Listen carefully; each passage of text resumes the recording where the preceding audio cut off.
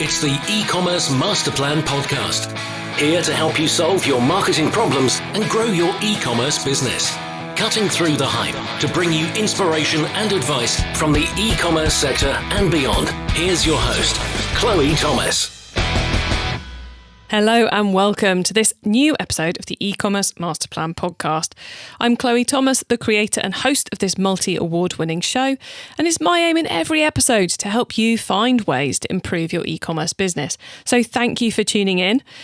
Now, whilst we normally only interview people who are running and working at and for e-commerce retailers, every now and then I come across an expert or author who I think you all need to hear from. Today is one of those episodes.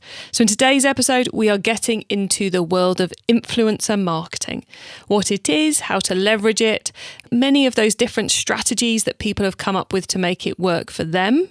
Hopefully some of those may work for you.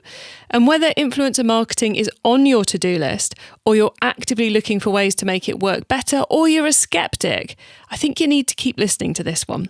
Before we do that though, please do check out the sponsors.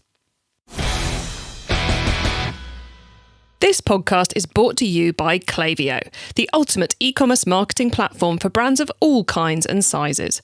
Whether you're an entrepreneur just starting out or you're part of a marketing team at a multinational brand, Klaviyo will give you everything you need to create memorable marketing moments, building customer relationships that keep shoppers coming back time and time again.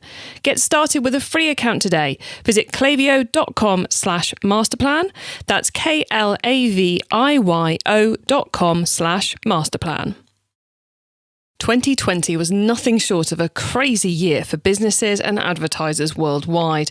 Yet if you played your cards right, you could have made even more money from your ads. But what if you didn't? Lucky for you, J7 Media, a renowned Facebook marketing agency managing millions of dollars in Facebook ads every year, is offering you all their secrets to success. Want in? Download their free guide featuring the latest key trends and strategies you need to succeed as an online business in 2021 at experts.j7media.com/masterplan. And now to introduce today's guest expert. Neal Schaffer has been deep in the world of social media for over 10 years and is an expert on both building your own social influence and leveraging that of others through influencer marketing campaigns. In 2020, he published the best-selling book, The Age of Influence, The Power of Influencers to Elevate Your Brand. Hello, Neal. Hey, how's it going? It's good. It's great to catch up with you again. And I know the listeners are in for a treat in this episode because you are very good at these podcast interviews. So you're not so shabby yourself. Lots of good stuff coming. So Neal, how did you get into the world of social media? Well, I've been doing this actually since 2008. I was a corporate employee. And in 2008, for the first time, I was in transition when the company I work for decided to pull the plug on international sales, which is what I was doing at the time. So I started by getting very active on LinkedIn for my job search, actually, at the time. And that turned into the launching of a blog, which turned into the writing of a book, which turned into speaking engagements. And then in January of 2010, I had a few companies in different industries come up to me and just, they didn't know what they didn't know. So they wanted help with social media marketing. And they needed someone to sort of, train them, educate them, and really help them develop a strategy. So since January 2010, I've, worked with dozens of companies, spoken on a lot of stages, teach at a few universities, written a few books.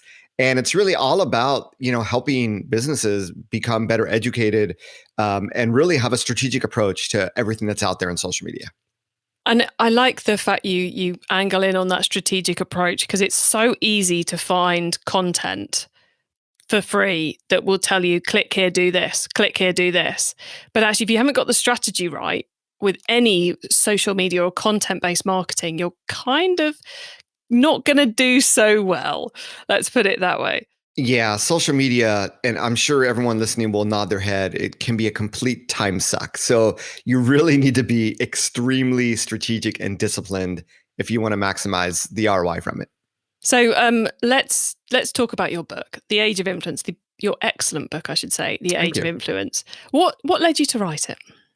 So I have always been about, creating content, whether it's speaking or teaching or books that serve market needs, just like every business owner here listening is selling product that meets the needs. So with me, it's content. And I noticed a few years ago that I started getting asked a lot of questions, not just about influencer marketing, but a lot of marketers wanted to become influencers themselves. They had friends that were, making money. Even my 15-year-old daughter today said, hey, she just found out at her high school there's a TikTok influencer who now has 10,000 Instagram followers. So it's sort of, influence is all around this today. It's a very, very hot topic. But what was interesting, Chloe, was when I dug a little bit deeper, I think a lot of people think of influencer marketing as, Kim Kardashian types, a lot of followers, a lot of money, almost like a celebrity endorsement or a celebrity advertisement. And when I dug deeper, and I started thinking about my past decade working with businesses vis-a-vis social media marketing, I started to connect the dots and realize that the concept of digital influence was broader than just working with celebrities on Instagram. And it really covered any social network, any content medium. It covered people with far less influence that can really have a major impact on a business. So I decided, I sort of test marketed the idea for the book on a Kickstarter-like campaign, and it did really well. So I wrote the book, and here we are. I love that. So you tested the idea first with a Kickstarter. Oh, test market, baby, always. Such a good idea. I must remember to do that next time I sit down to write a book. Does anyone actually want this? Yeah, in fact, if for any of those curious, because I recommend that every business should have a book. Every business owner should be an author. There's a platform called Publishizer that I used. I did not have the book written. I had an agenda. I had an outline of the book. I did have some blog posts, so I said it was 25% written. I said, will you buy this book for $20, even though it's not going to be published a year from now? And I got orders, right? So that was my test market. Wow. So you don't even have to write the book first. Get the business first, then write the book. Then write the book. Clever. I thought I should have known that there was a book-specific crowdfunding site out there. Oh, see, I've had a day. Listeners, I was explaining to Neal earlier, I've had a day of recording podcasts, and every single one has given me a whole new project to think about. And this is my new distraction, is going to the Publishizer platform to test book ideas. There you go. Anyway, but that is way off what you guys listening are interested in, and way off what I should be exploring in this episode. So we're going to get into influence and some of the lessons from the book. So the term influencer, like you said, it covers everything from the Kardashians through to other businesses and all kinds of things. So, Neal, running an e-commerce business, what's the influencer type that you would start with? Well, it's really interesting. So one of my biggest clients that I've been working with for several years is an e-commerce client, right? Mm-hmm. So it's been interesting seeing the progression from a few years ago, and probably a lot of e-commerce businesses are very, very similar. There's an extreme emphasis on paid media. It could be in the form of Google ads. Here in the United States, it's in the form of Amazon ads, in addition to Google ads. And it's also probably paid social media advertising, Facebook ads, Instagram ads, what have you. And each of those performs to a different degree of success. But at some point, we understand we have to have our own content, right? And the content is usually in the form of a blog. I highly recommend every e-commerce store out there should have a blog. We find that the blog brings in additional organic traffic for branded blog posts. And when we start to blog about non-branded blog posts and build authority, it's like getting free business from Google. So this can help us reduce our pressure on paid Google advertisements, right? And what about social media ads? Well, the organic with social media becomes really, really hard. Businesses, try to create great content, but it just lacks the appeal that content coming from the average person has. So when we look, well, how do we grow our business? How do we be more effective with our advertising? Well, I think there is a way, right? So, with Google, if we can do our blog content, that can help us, organically, I think, perform better over time. With social media, if we look at it becoming pure pay to play, and we hope to do more organically, but it's just very, very hard. Well, here's where the influencers come in. So influencers have a voice, have a community. Influencers outperform businesses on social media day in. People outperform businesses in social media. Chloe, I was doing my own Instagram audit, and I'm looking at brands that have 50, 60, 70,000 followers on Instagram. These are, like Buffer, Social Media Examiner. These are, tools in social media marketing and media sites. And my 16,000 followers, or right now it's actually 15,000 followers, I've done some pruning. I'm getting, more engagements per post than they're getting. Wow. Right. So part of it is the fact that the algorithm favors people over business. Part of it is that a business feels the need to push the business with every post, whereas people don't have an agenda. Right. So over time, what's happened is that businesses just get less and less exposure in the algorithm. So for those e-commerce business owners that are looking to organically go viral on social media, it's not going to happen. I'm sorry to tell you, you probably already know that, right? But let's think about, where we are today. If we want to meet the digital first customer, and this is even before coronavirus, but coronavirus accelerates this, and it will for some time. Where are they, right? They're digital. They're either on search, they're on email, they're on social. So I started talking about the search aspect. You should have an email list. Hey, 10% off to join our email list. And I know for my e-commerce client, their email list we use ActiveCampaign. We have some sophisticated marketing automation, actually generates revenue. We can actually see it, right? And then we have the social part. So the social part, organically, you're not going to be heard. A paid ad on social media is very disruptive, as we know. People like to skip those. The marketing manager for this e-commerce store, who's a millennial, said, we don't want to do ads on Instagram. It'll make us look cheap. And I think that's the mindset of a lot of people. Influencers then become the way forward. It becomes a way for you to be heard, for you to be relevant on social media. Now, over the course of writing the book, there's also been a progression. We already know a lot of e-commerce are doing influencer marketing, right? I don't know how well they're doing. And I know that there's been a lot of money wasted on it, because at the beginning of influencer marketing, it was all about, tapping into celebrities. Like, oh, we need someone with a lot of followers, with a lot of engagement. But you know what? What's the ROI of that? A like does not pay the bill, doesn't sell a product. It always almost felt to me back in those early days, it was almost about who can manage to spend the most on an influencer campaign as well. It was like, you can imagine, the CEO opening up advertising week and wanting to see his company on a PR story with, we've just spent £1 million on a Kardashian or something. And it seemed very kind of divorced the concept of income from cost. Yeah, it was fueled by a combination of agencies that worked with brand accounts and brands having massive budgets saying, okay, we'll take 0.1% and put it in influencers. And that ended up being a lot of money, right? So now you have this industry fueled by big brands with big pounds, big dollars, big euros, and going after big names. So guess what? People buy fake followers, they get fake engagements to look bigger than they are. And then you have all this fraud. So what's happened though more recently is, and it's happened for a few reasons, is that in the influencer marketing industry, they start talking about micro influencers. This is maybe 4 years ago. So you know what? If they have 10,000 followers, they're a micro influencer, and there's a lot of value in working with them, because all the other people price themselves out of the market, right? So now you're bringing a new pool of people. They have less followers. They're more quote unquote economical. And now over the last 2 years, they start to talk about nano influencers. Nano influencers only having 1,000 followers. So this is where, for me, it got really interesting, because if someone with 1,000 followers is considered a nano influencer, I don't look, the influencer marketing industry, which I'm not a part of. I'm an outside, I consider myself a consultant to all of this. I'm on the business owner side, not the influencer marketing industry side. I look at all this and go, okay, well, if someone who has influence can only have 1,000 followers, then instead of the traditional method, and I just had this conversation with my client yesterday, right? And she's, well, we've been trying to reach out to influencers. They have basically it's a lot of micro influencers. And we reached out to 100 of them. We had like 20 people respond. And then 5 of those said they might be interested. 2 of them agreed. We're still waiting for content. And it can take a lot of time and be really, really ineffective. So I go, look, let's look at it this way.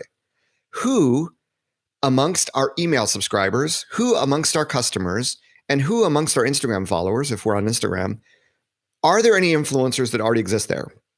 And it was actually fascinating going through the exercise, because if you have a Shopify a site, there is a free app called Caro, Carro, getcaro.com. This is a drug.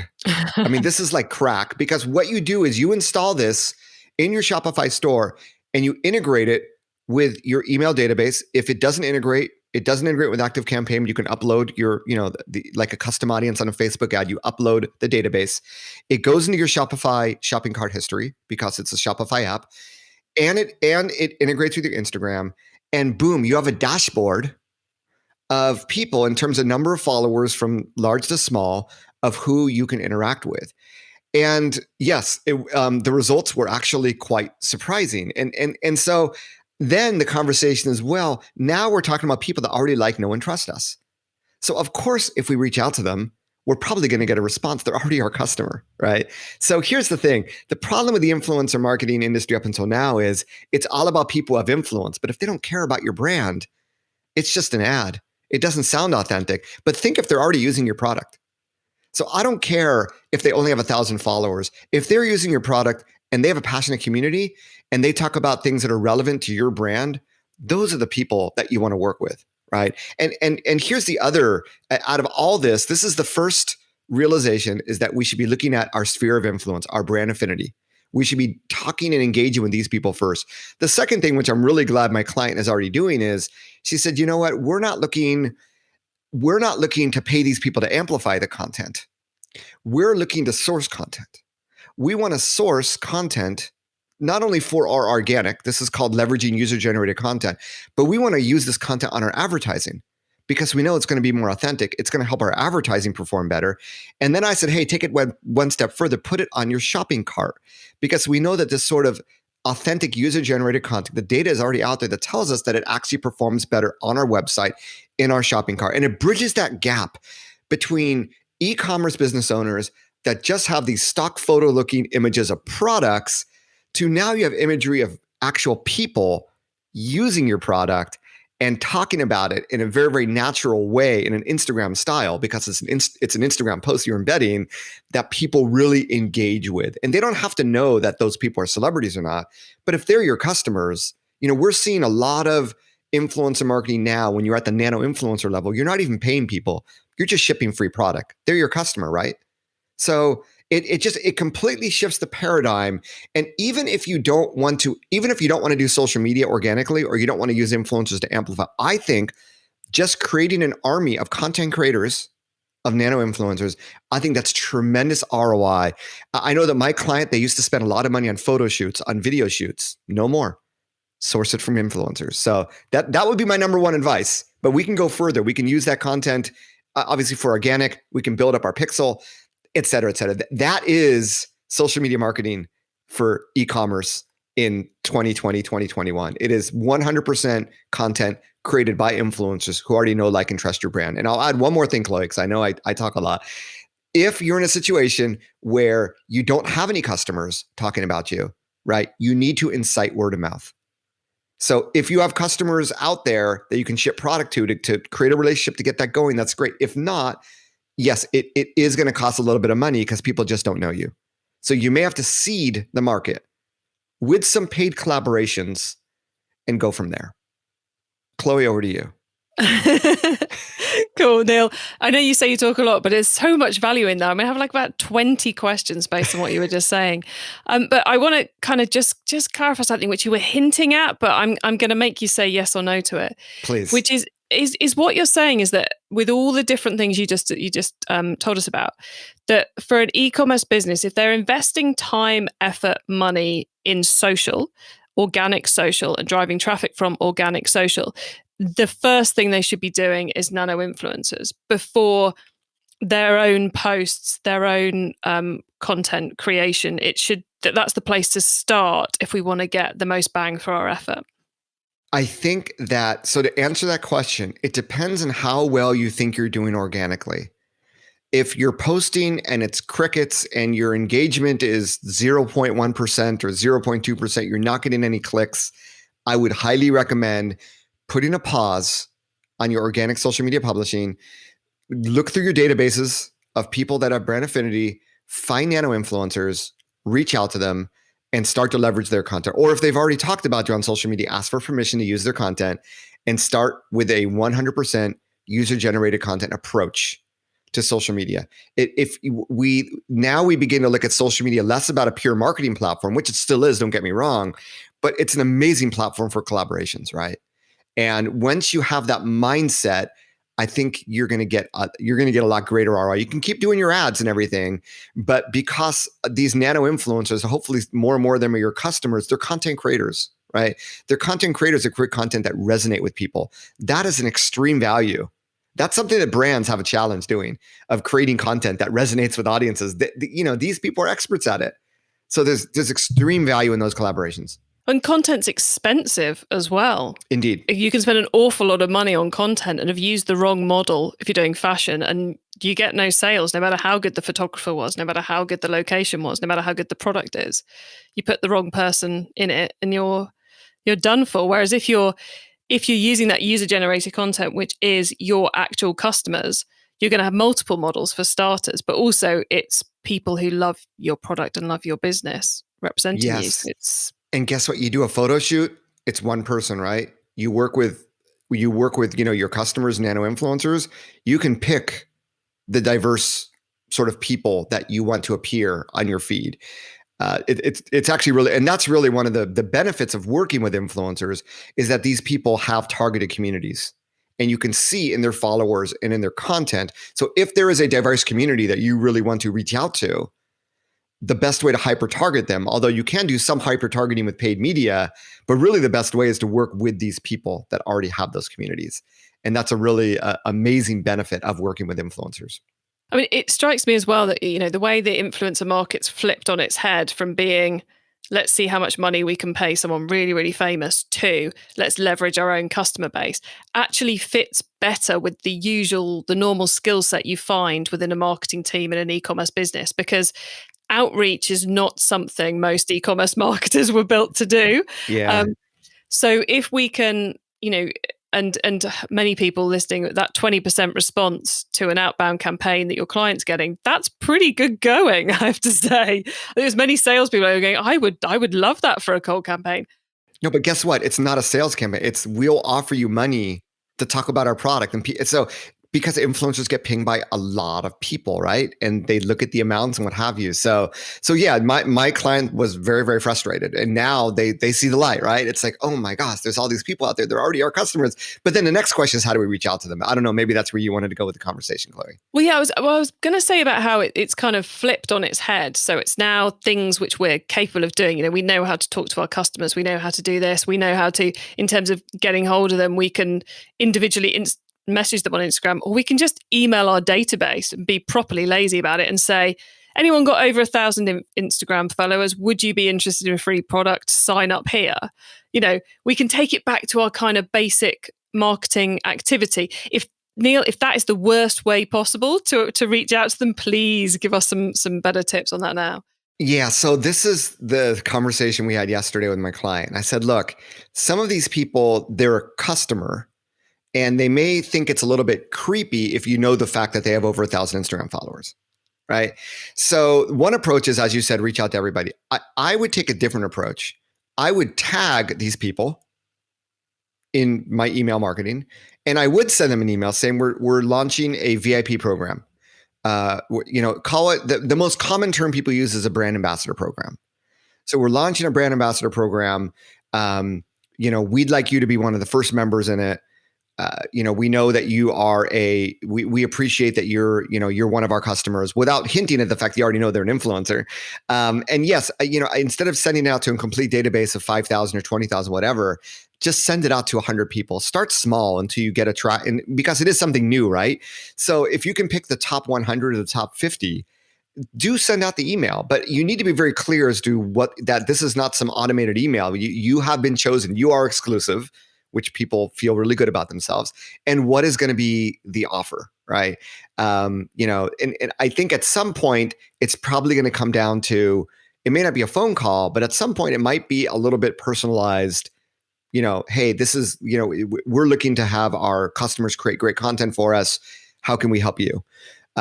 So yes, it becomes more of like a PR approach than marketing approach at some point. But at the beginning, And it could be that open-ended email tagged just for those influencers and say, hey, if you already work with brands, let us know. If not, we're looking to foster and really celebrate the content of our customers. Is this something that you'd be interested in participating in? And go from there. Yeah, so it's a lot less scary to start off with, I think. And the other thing I like about it is that we have the ability to test and to optimize, which is obviously one of my favorite things to do, and I think something which every e-commerce marketer, every e-commerce business owner should be open to is testing and optimizing. And if you're working with lots of nano influencers, you've got the budget to be able to try out multiple people and multiple approaches to find out what works, rather than betting everything on black 34, which someone listening who understands roulette will know that's the wrong color I've probably said, or a number that doesn't even exist. But you get the idea, everybody. Yeah. And I think, we're sort of jumping ahead here, but once you have this sort of program in place, it's the 80-20 rule that, if you have a group of 10 influencers, probably 2 of them are going to be creating the content that's generating the most business for you, or that's going to have the best ads. It's always, the 80-20. So with that in mind, you always want to be trying to bring new people in and testing them and getting the data to see who's going to be the best performer. And for those best performers, you obviously want to do more with them, right? You could get into this contractual basis where it says, hey, our brand ambassador program is an annual program.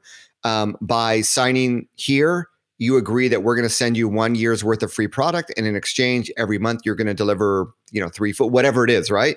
So with a contract like that puts it in writing, you also have the option to say after 12 months, sorry, we've decided to reduce the number of people in our brand ambassador program. Really, really sorry.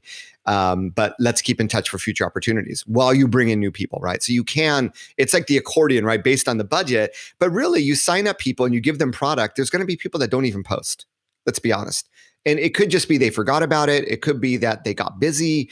And even if you remind them, because it's the Wild West, you can't control it. So it's always good to have that opt-out stage. And I think 12 months, gives you, and hopefully it's just free product. It's not a big investment, but it does give you the ability to have a data-driven approach and to always be optimizing and, always be trying to improve the ROI of those influencers you work with. When having it as a program and so clearly defined as that, helps people understand what they're signing up to and leaves no room for assumption or confusion about what the deal actually is. And like you say, many of the people you send product to will not actually do anything, and you've got to be happy with that. But at least if you're giving it the best shot of making it clear what happens, then you're hopefully going to get it all to come good. And guess what? What's the worst possible situation is that you've just given free product to one of your customers. Instead of giving it to someone that doesn't know you, that's some sort of celebrity that gets free product from any and every brand. So, it's bad. It might cost you a year's worth of sales. It was a risk, but hopefully there's fewer of those and more of people who genuinely want to be part of it and actually do send you the content and you do see the benefits of that. It's like you could spend the same process with like Facebook ads. You could spend a lot of money and you don't know if they convert until you get impressions and clicks and you go from there. So it's sort of the same approach with influencers because they're people. Every person is its own little ad unit as part of a campaign. You don't know how well they're going to perform until they start to perform, right? And we have to address one other question before we go into the top tips round, which is return on investment. Any tips? Because I know our audience are going, yes, but how do I track that it's working? Any advice around that, Neal? Well,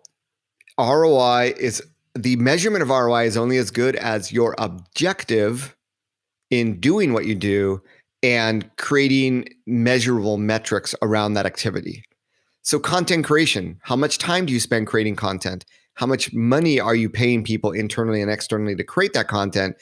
And then when we work with influencers, what might that cost us or what might that not cost us? So to me, ROI, return on income, is either increase in income or decrease in expenses.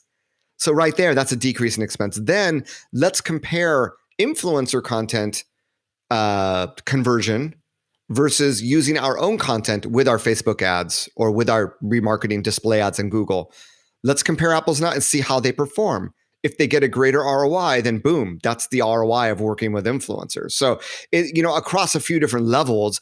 And if we really want to take it a step further, because you're e-commerce, you're in one of the most trackable, measurable industries. So you can work with influencers as part of a loyalty program, right? My client uses Loyalty Lion. There's tons of these loyalty platforms out there. Give them a link, give them a discount code for their community. And obviously you can track them in that way as well. But if you're only giving them a 5% discount code, probably a lot of people are not going to use it. So I think you want to be generous to say, hey, we're going to give you a 50% discount, which we normally don't give, or I mean, if that's too much, maybe 30%, and maybe you just limit it to a week or something. But we really want to celebrate your community. We want to make you look good. And in doing so, you're going to be able to measure their influence, right? Because if they're, and if you give them a little bit of commission on the back of that, you're going to be able to see really quickly if there's a big enough incentive for them, like, I don't know, 20, 30% commission, and then a discount on the front side, maybe 20 or 30% or more. You may not make a lot of profit during that week, but you're going to be able to test the efficiency of these influencers. How much business can they actually drive? And that would be my recommendation. It's almost like, you never know how valuable your Instagram followers are until you do an ad campaign to them and see how well it performs, or whether you do an Instagram specific campaign organically and see how well it performs. So now we want to do these experiments with influencers. If we really want to test the ROI of them, that would be the ultimate. But I think after a while, just like having a website, just like having a social media presence, it becomes part of an infrastructure that you need for digital marketing in 2020, 2021, 2022, and beyond. So after a while, I think you realize what the benefits are. But if you need that extra helping hand, if you need that extra confidence that you're not wasting money, that would be my advice. E-commerce Master Plan is supported by some of the greatest companies in the e-commerce sector. Here's a reminder of who they are. Success in 2021 means building stronger relationships with your customers. Last year saw a lot of consumers switching to buy online, leading to surges in new customer acquisition. So how are you planning on turning your new first-time buyers into profitable repeat customers? Well, that's what Klaviyo is for. Klaviyo helps businesses create memorable marketing moments through email, SMS, and personalized website experiences. And that is what creates repeat purchases. That's why Klaviyo, the ultimate e-commerce marketing platform, is used by over 50,000 e-commerce brands around the world. Get started with your free account today. Visit klaviyo.com/masterplan. That's klaviyo.com/masterplan. Are you an online business whose advertising efforts did not go as planned in 2020? Want to know where you went wrong? For expert advice on how to optimize your ads and maximize your revenue in 2021, download J7 Media's free Facebook marketing guide featuring the most prominent trends and strategies you need to succeed if you're an online business. To download this fast action guide, visit experts.j7media.com/masterplan. It's time for the top tips round. Okay, I love this section because it gives me and our listeners some really quick ideas for taking our businesses to the next level. So, Neal, you ready for the top tips? I just got goosebumps. Yeah, I am. Oh, I love it. Okay, the book top tip. If everyone listening to this podcast agreed to take Friday off and read a book to make their business better, which book would you recommend? There are so many good books. I am still a fan of the 4-Hour Workweek. Old book, but that really started the process of being able to scale your business, looking for repetitive tasks to outsource. But beyond that, since that book was written by Tim Ferriss 10, 15 years ago, maybe 20 years ago, there are more and more external resources. There are more and more Neals and Chloes and people around the world that can really help your business. So as business owners, we should be working on our business, not in our business. And if there are still components of us still working in our business, I would definitely reread that book. And I think it's going to give you some ideas of how you can remove yourself from your business, that you could be more strategic in its management and in its direction. Excellent. Right, the traffic top tip. Which marketing method do you either prize above all others or think doesn't get the press it deserves? Pinterest. I think especially for e-commerce, Pinterest is amazing. I have in essence, a B2B blog, right? A B2B blog, nealschaffer.com, about marketing and influencer marketing, social media marketing. I get more traffic most of the time from Pinterest alone than I do from LinkedIn and Facebook combined. All organic, right? And if I can do that with my type of content, I'm pretty sure with your e-commerce content, once you have resourceful blog content, once you have this sort of Instagram lifestyle centric imagery, I do think that Pinterest can be quite attractive. Now, I know that Pinterest is one of those social networks, unlike Facebook or LinkedIn or Twitter. Outside the United States, it's not as popular as it is in the United States. So for those of you listening in the UK and Europe, it might not be as powerful. Definitely if you're in the United States, I would be on Pinterest. But Pinterest also has a paid media platform as well that's quite attractive. So I would definitely give Pinterest a go, especially if your target demographic is a female demographic, because 80% of Pinterest users are female. Excellent tip. Okay, the tool top tip, maybe a collaboration tool, a social media plugin, a phone app, or just a way of working. Is there a cool little tool you use that makes you and your team more efficient from day to day? Well, I already talked about that influencer marketing tool, Caro, C-A-R-O.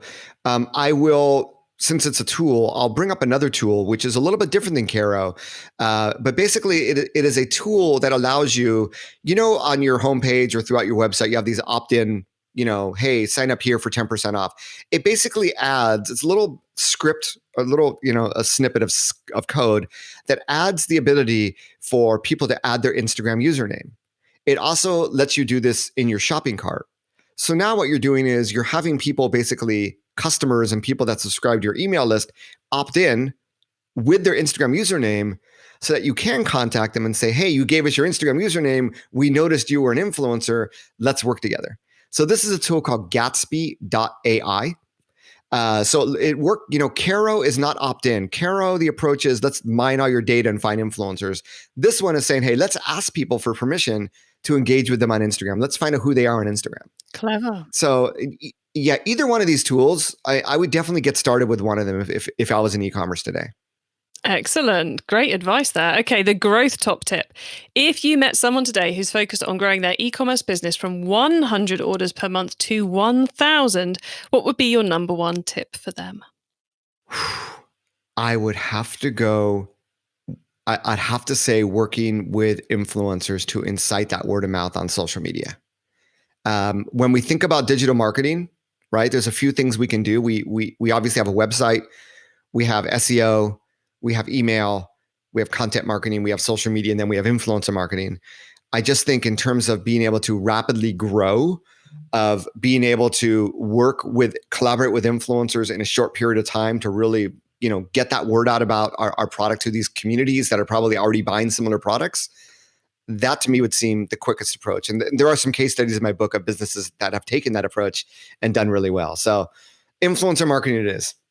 I like it. A growth top tip that both A, reiterates what we've been talking about all episode, which is always good, and B, is backed up by case studies. So there you go, guys. Proof for that growth top tip. Well, look, Neal, before we say goodbye, could you let listeners know where they can find you and your business on the web and social media, please? Sure. Well, my name is Neal Schaffer, and you can find me everywhere on social media and on the web, nealschaffer.com. I am the real Neal. So I know you might have an uncle or a cousin that spells their name Neil. Well, they're not right. It is an incorrect spelling. It is Neal. And my last name is Schaffer, Schaffer.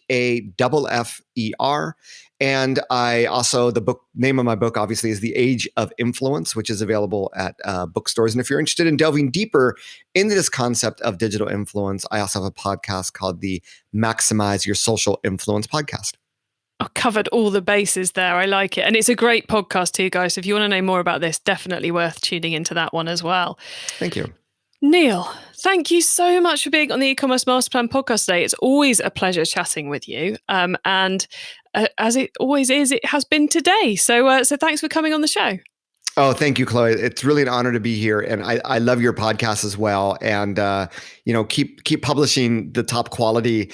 And for all those business owners out there, I know that influencer marketing, I've been on a few podcasts, especially overseas, where the people interviewing me sort of cringe at the word influence or influencer marketing. So I hope by the end of this podcast, if you're still listening, that you'll push the reset button on your mind and really give it a fresh, clear approach. And I think you will find business benefits. Oh, I love that advice too, because it is an industry space that is, the definition of influencer has changed a lot in recent years. Definitely worth a revisit. Indeed. Well, thank you, Neal. Thanks, Chloe.